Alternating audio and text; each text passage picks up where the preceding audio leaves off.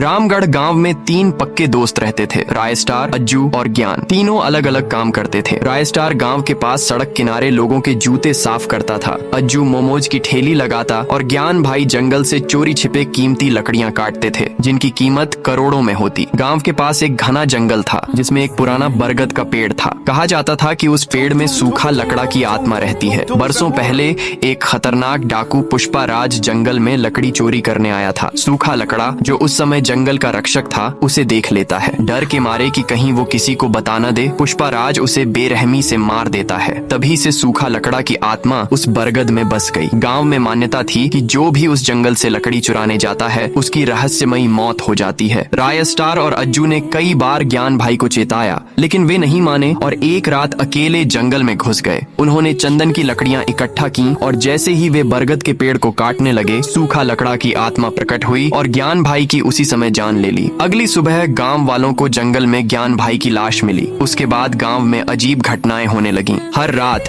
सूखा लकड़ा अपने सोने के बाज को गांव भेजता। वो बाज हर रात एक इंसान को उठाकर जंगल ले जाता और अगली सुबह उसका शव मिलता। गांव में डर का माहौल फैल गया। अब यह सब रोकना जरूरी हो गया था। रायस्टार ने हिम्मत दिखाई और सीधा जंगल की ओर निकल गया। बरगद के पेड़ के पास पहुंचकर उसने जोर से पुकारा, सूखा लकड़ा, तुम गांव वालों को क्यों डरा रहे हो? तभी सूखा लकड़ा प्रकट हुआ। उसकी आंखों में आंसू थे। उसने कहा, मैं कभी इस जंगल का राजा था। सारी लकड़ी, जानवर, पेड़ सब मेरी जिम्मेदारी थी, लेकिन पुष्पा राज नाम का दरिंदा आया और मुझे मारकर चला गया। मैं बदला लेने के लिए भटक रहा हूँ। रायस्टार ने कहा, मैं तुम्हारे साथ हूँ। अब मिलकर उस दरिंदे को सबक सिखाएंगे। इधर पुष्पा राज अब सोनपुर में रहता था। उसने कई टन चंदन की लकड़ियां जमा की थीं और मासूम लोगों को मारकर उनका धन लूट लेता था। रायस्टार और सूखा लकड़ा ने मिलकर एक योजना बनाई। एक रात पुष्पा राज फिर से उसी जंगल में लकड़ी काटने आया। तभी जंगल में भयानक गूंज उठी। सूखा लकड़ा और रायस्टार बरगद से प्रकट हुए। पुष्पा राज भागने की कोशिश करता है, लेकिन तब तक बहुत देर हो चुकी होती है। सूखा लकड़ा अपनी ताकत से उसकी गाड़ी समेत पुष्पा राज को उड़ा देता है।